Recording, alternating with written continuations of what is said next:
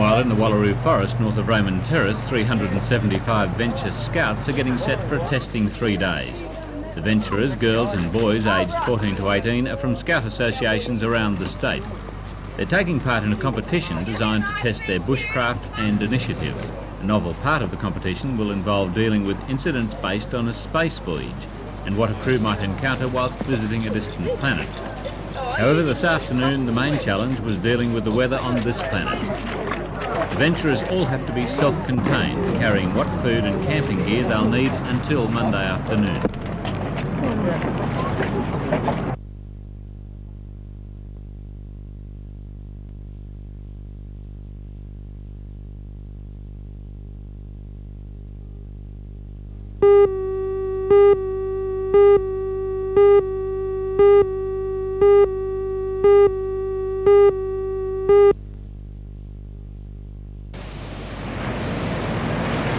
Police maintained their constant watch on the steady flow of traffic which passed through Newcastle today. Random breath testing overnight resulted in 2 drivers being charged, while more than 200 have been booked with other traffic offences. Throughout the day, the heavy stream of traffic heading north banked up at Swansea and at Hexham, where police had to control traffic lights manually. By late this afternoon, traffic had eased, but the numbers of boats and trailers and 4-wheel drives on the road showed many families were still heading to northern holiday centres.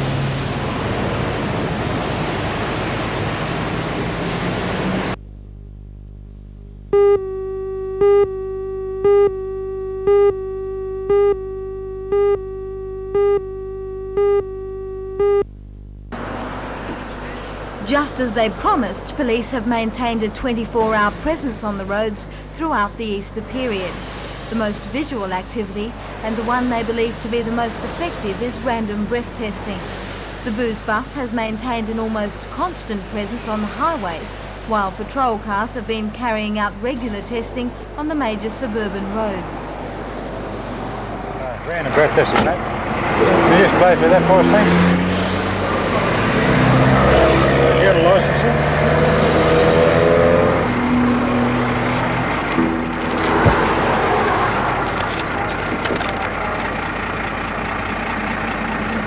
Okay, thanks very much. Throughout the region, 3,353 people have been breath tested, but of those, only 7 were charged with driving over the legal blood alcohol limit of 0.05%. 16 people were injured in accidents in the region over Easter, but none of the injuries were serious. Sergeant Ian Cleary, the officer in charge of the highway patrol, is confident that the presence of police on the roads over the holiday has had a marked impact. The campaign's been very successful, and we've maintained random breath testing to a high degree. Our radar has been out, and also our cyclists for visual enforcement, so we're very, very pleased up to date.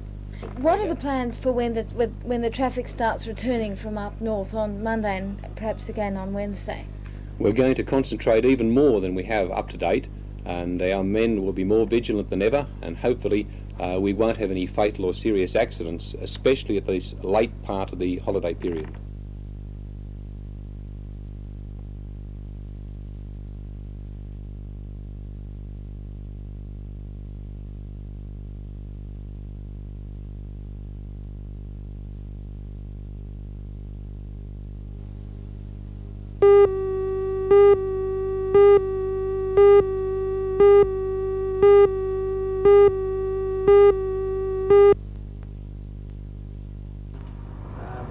The MPs agreed to put forward the nurses' case for the 8-hour shift to the Minister for Health, Mr Ron Mulock. The Nurses Association conducted a survey of staff at the hospital and found that only 54 out of the 409 nurses surveyed wanted to remain on 12-hour shifts. Union representative Diana Inwood. First of all, we'd like the introduction of 8-hour shifts. At the moment we work a 10-hour day, which is actually a 12-hour shift with 2 hours of unpaid meal breaks. This takes a lot of people away from their family for a long time, and there's a natural burnout, and we'd like to eradicate that, bring up morale, which is damaged with the 10-hour shifts. The nurses also want some definite answers about the effects of staffing levels when nurse training is taken over by the Colleges of Advanced Education next year. At the moment, we haven't been able to get an answer from the Minister of Health or anyone else as to who's going to be employed within Stockton Hospital or any other hospital after the 5th of October.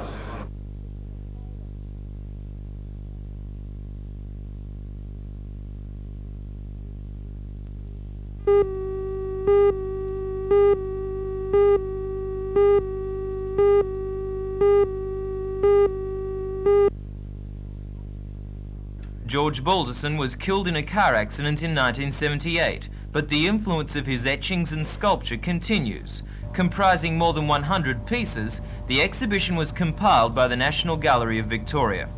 The size of the exhibition has made it possible to provide an unusually complete chronicle of Balderson's artistic development between 1963 and his death. This aluminium and enamel sculpture from 1966 contains several typical Balderson images. The window, the factory with curling chimney smoke, and the distorted woman reoccur throughout the exhibition. Visitors will also notice a fascination with banquet tables and pears. Balderson emerged as a leading printmaker in the 1960s in Melbourne, and his prints are admired for their technical excellence. Many are of interiors inhabited by contorted performers. In 1975, Balderson's excellence was recognised when he represented Australia at the Sao Paulo Biennale in Brazil, and from there he went to Paris for a year. 2 series of etchings, Paris emblems and According to Day en Santé, were produced during that trip and are part of the exhibition. The memorial to George Balderson will show until the 4th of June.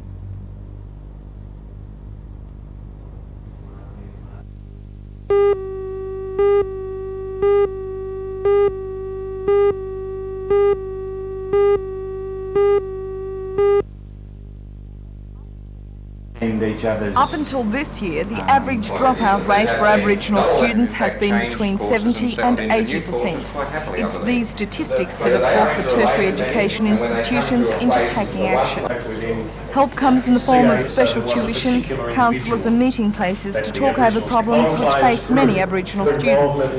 Representatives from the state and federal departments of education, the National Aboriginal Education Committee and the local Aboriginal community attended the workshop to formulate the direction of the new scheme. Organiser Ms Faith Trent. What we're providing is a place in which they can survive, because the kind of bureaucratic structure that colleges and universities have become is totally different from the sorts of structures that Aboriginal students are used to.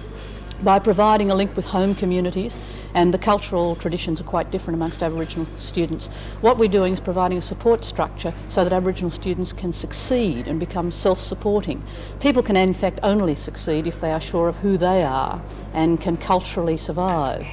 And it's been the experience throughout the state and throughout Australia that without those sorts of support structures, Aboriginal students who are very capable and very competent simply, when they come to a problem, will simply drop out. They don't know how to push the system or push the mechanisms, whereas Anglo-Australians have tended to get used to doing that sort of thing.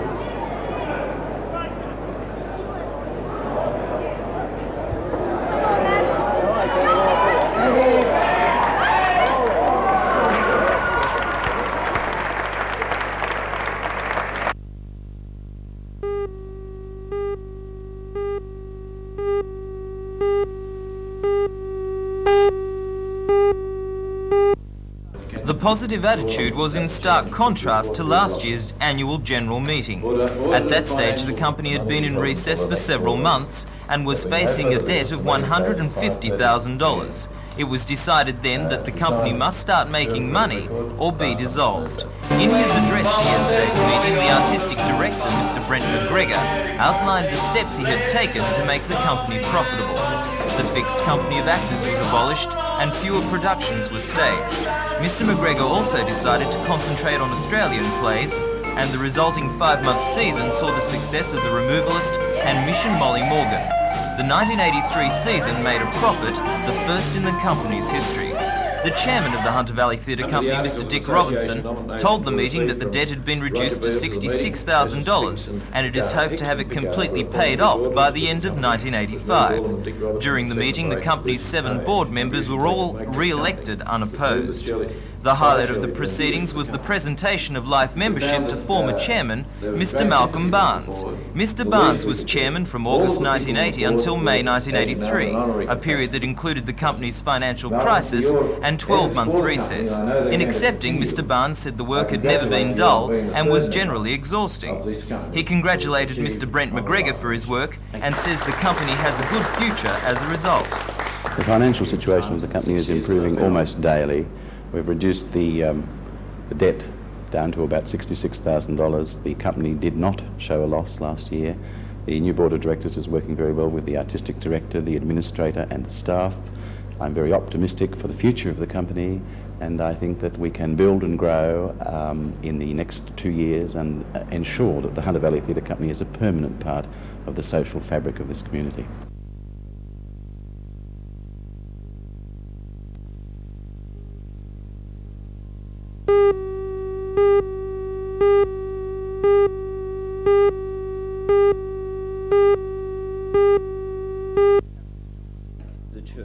Captain Gilbert Page is not an ordained minister, but has nevertheless spent 20 years evangelising both here and in England. He is the head of the Church Army, a little-known society within the Anglican Church for the training of lay evangelists.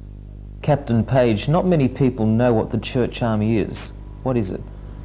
Well, that's right. I think one of the reasons is because it is a fairly small society, here in Australia at least. There are just 35 full-time officers working in different parts of Australia. But we're a society of the Anglican Church, of the Church of England, but our men and women concentrate on one aspect of ministry, that of what I would call evangelism, outreach. In other words, seeking to communicate the gospel, the Christian message, to people who are normally outside church life. What are some of the methods that you use? Well, some of our methods are probably slightly unorthodox and different perhaps, because we're trying to communicate in ways, as I say, that make sense to people in their ordinary lives. The Church Army's unorthodox style was demonstrated in St Andrew's Church at Mayfield last night, the location of the week-long mission. This, believe it or not, is a reading from the Gospel of Luke by one of 11 trainee evangelists from Sydney who are conducting the mission. Their personable style combines song, drama and comedy to deliver the Word of God. While last night's service was aimed primarily at young people, the Church Army will be hosting functions for all ages. The evangelists will also be counselling individuals until the Aim for Life mission ends on Sunday.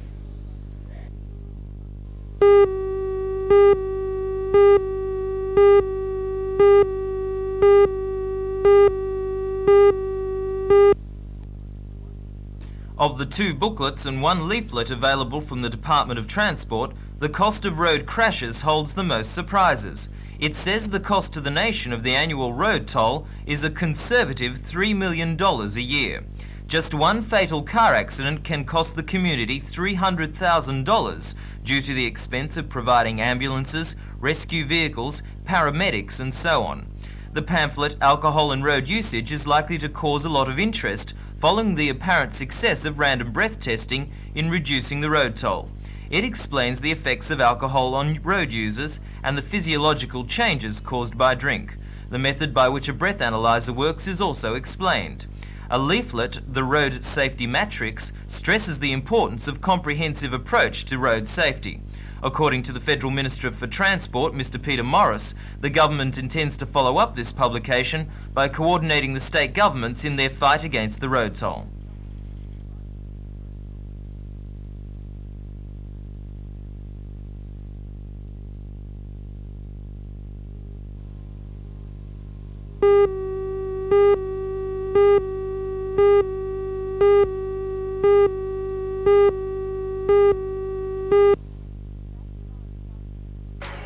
Back in March 1983, $1.75 million was raised by the people of the Hunter in the NBN Telethon. Since then, that capital has earned $250,000 interest, bringing the total figure to slightly more than $2 million. As the capital continues to build, so does NewMed 2 itself. The four-storey structure will be ready to house its first occupants by September this year, with the medical faculty of Newcastle University and the pathology department moving into levels 4 and 5. It's not known what will be housed in level 3, but it's hoped it will be the pharmacy department. The oncology unit will be moved into NewMed 2 in 2 stages, as Secretary of the Mater Hospital, Mr. Ralph Watson, explains. Well, the builder has been working now for 3 months on the oncology unit. It will be completed in 2 sections. The clinical area, where patients will come for outpatient visits, and planning of their radiotherapy treatment will be completed in around about February 1985. The radiotherapy treatment unit section will be completed and ready to take patients, we hope, around about June of 1985. With one telethon well and truly over, another is set to begin. A spokesperson for NBN Limited says the board will soon be considering applications from possible beneficiaries for the next telethon, to be held in March 1985.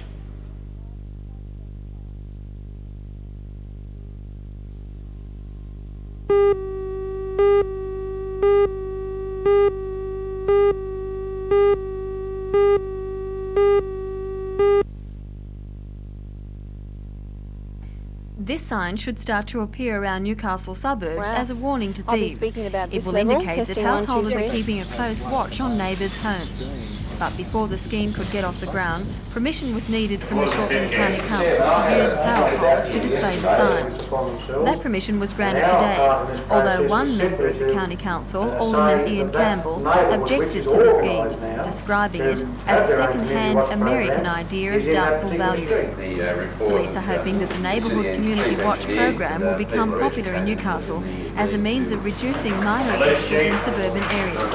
It has proved successful overseas. The scheme's been running in America for about 7 years. The authorities over there say or claim that it reduces break and enters, which is a major crime, by up to 70%. It's been running in England for about 5 years. The British say that it reduces crime markedly in the areas. How do you propose to get this sort of scheme underway here? We will rely on approaches from householders in various areas to us. Once they come to us, it's just a matter of going out to the area, speaking with the neighbours and forming a small committee to institute the program in the suburb and the street.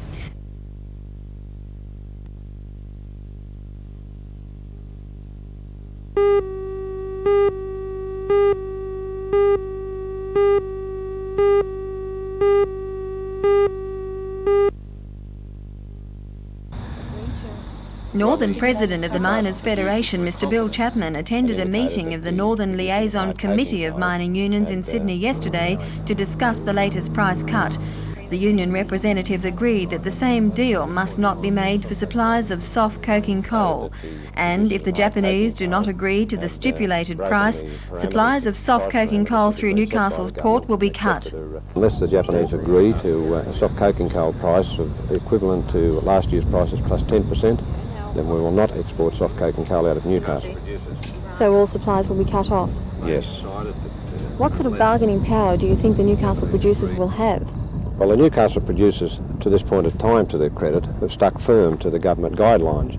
And we believe, because there's now somewhat of a shortage of soft coking coal, which is the coal exported out of Newcastle, that they're justified in gaining the prices suggested by the government. So they are in a better bargaining position than the hard coking coal producers, but they need the support of the government, which they have at the moment, and they've certainly gained the support of the unions if they maintain their present attitude in Tokyo.